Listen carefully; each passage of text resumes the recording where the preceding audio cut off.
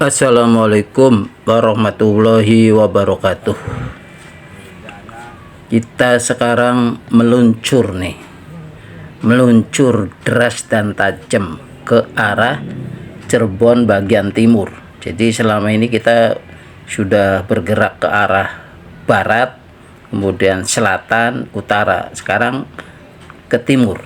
Nah, kemana ini, Min? Kita mau ke Desa Kanci.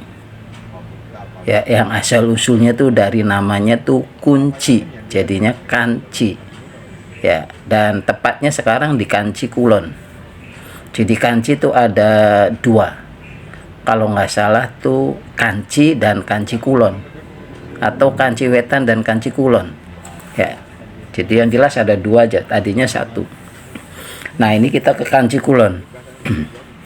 Alhamdulillah ini jalannya lewat jalan besar ya, dan juga sudah bagus nih hot mic-nya, dan lingkungannya di Kanci tuh di pinggir jalan rayanya memang padat ya, perumahan, kemudian juga pertokoan, dan banyak real estate, dan juga istilahnya perumahan-perumahan model baru, PTN dan sejenisnya.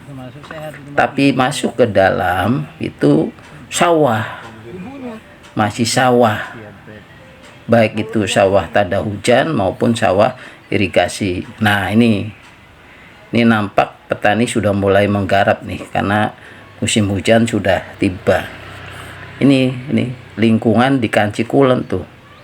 Jadi di bagian kulonnya, baratnya tuh blong lepas itu sawah, sampai terus ke sana tuh ke arah Mundu, kemudian ke arah Pen-Pen. Nah, ini, dan sekarang petani sudah mulai menggarap sawahnya. Ada apa, Min, di sini?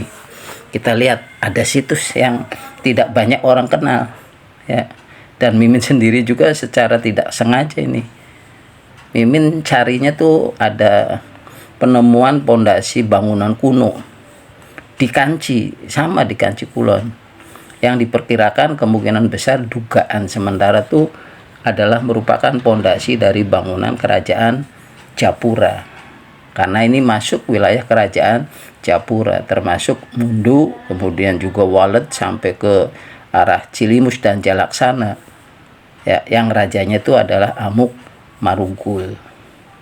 Nah, ini kita masuk ke makamnya. Ini makamnya tidak terlalu luas, hanya kurang lebih 1,5 hektar.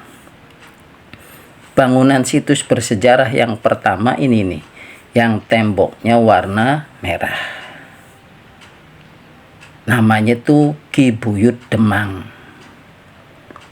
Nah, ini ya, tapi siapa nama aslinya? Nah, ini tidak ada yang tahu, atau belum ada yang tahu. Karena apa? Demang sendiri bukan nama asli. Demang sendiri merupakan gelar atau jabatan setingkat wedana. Jadi di bawah bupati, di atas camat lah kalau zaman kolonial Belanda dulu. Nah, ini makamnya. Ini makam Ki Buyut Demang. Ada dua.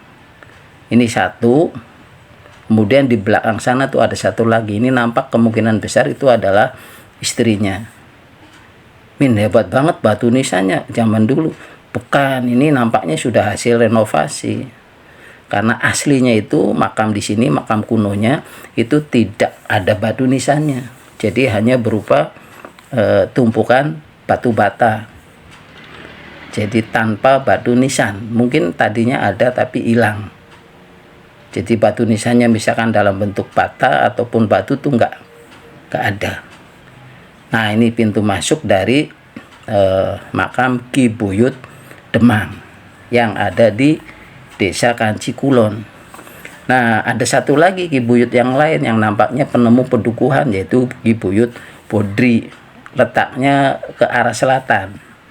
Jadi Ki Buyut Demang ini nampaknya merupakan pejabat teras kesultanan lah, itu yang dalam kapasitas apa masih belum dapat data yang lengkap, datang ke sini, kemudian ini dalam misi apa gitu. Nah, terus ke belakang itu ada yang aneh lagi. lagi gimana ya, aneh dan bingung lagi. Ini luar biasa ini Kanci. Ini nampaknya tempat bersejarah yang diam-diam menghanyutkan dan tidak banyak catatan sejarah, dan bahkan tidak ada ya situs-situs yang ada tuh. Ini ada makam Sanga. Sanga tuh 9.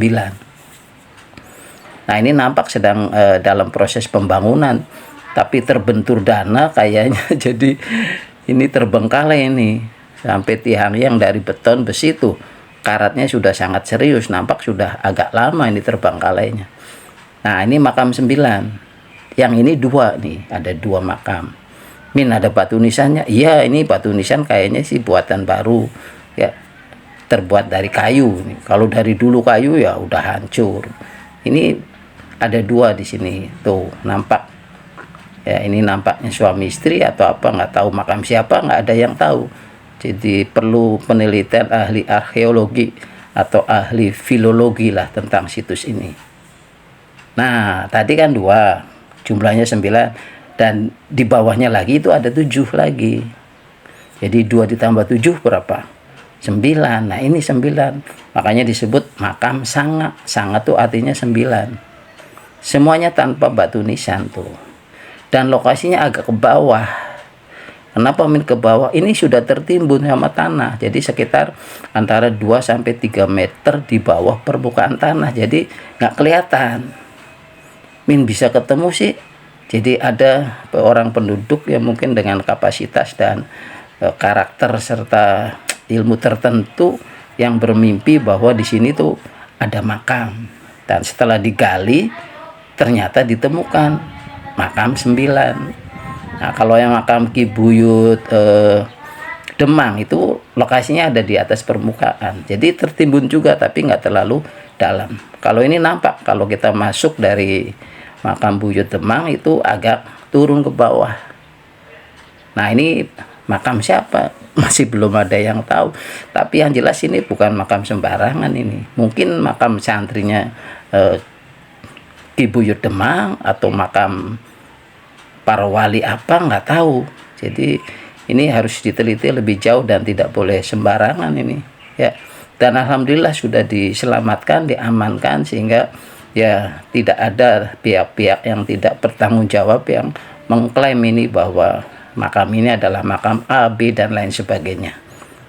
Jadi ini diamankan ya, dan mudah-mudahan memang aman ya. Jadi itulah ya makam Sanga dan makam Ki Buyut Demang yang ada di Desa Kanci Kulon, Kecamatan Astana Japura, Kabupaten Cirebon. Nah, barangkali ada sahabat Mimin yang tahu informasi tentang situs ini, asal usulnya, sejarahnya, monggo tulis di kolom komentar, sehingga ini akan memberikan wawasan dan juga pengetahuan baru tentang situs bersejarah yang ada di Desa Kanci Kulon, yaitu makam Sanga dan makam Ki Buyut Demang ya. Lokasinya nggak terlalu jauh dari jalan besar, dan nampak memang Kanci Astana Japura itu dulunya bukan sesuatu yang biasa. Ini daerah yang luar biasa karena di sini ada kerajaan Japura dengan pelabuhannya yang sekarang jadi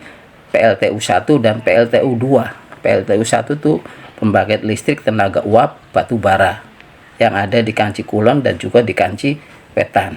Jadi ini kerajaan yang luar biasa yang waktu itu sejajar walaupun lebih kecil dari kerajaan Pajajaran. Nah, situs ini nampaknya adalah situs yang bernuansa Islam. Jadi ada masa pemerintahan atau Kesultanan Cirebon, mungkin di era Syekh Syarif Hidayatullah atau sudah memasuki era Kesultanan Kasepuhan dan Kesultanan Kanoman. Ya, demikianlah tentang situs bersejarah di Kanci Kulon. Ya, kalau ada yang salah mohon dibetulkan. Tapi kalau betul ya jangan disalahkan. Semoga menambah wawasan dan informasi tentang situs bersejarah di Cirebon. Kurang lebihnya mohon maaf. Wassalamualaikum warahmatullahi wabarakatuh.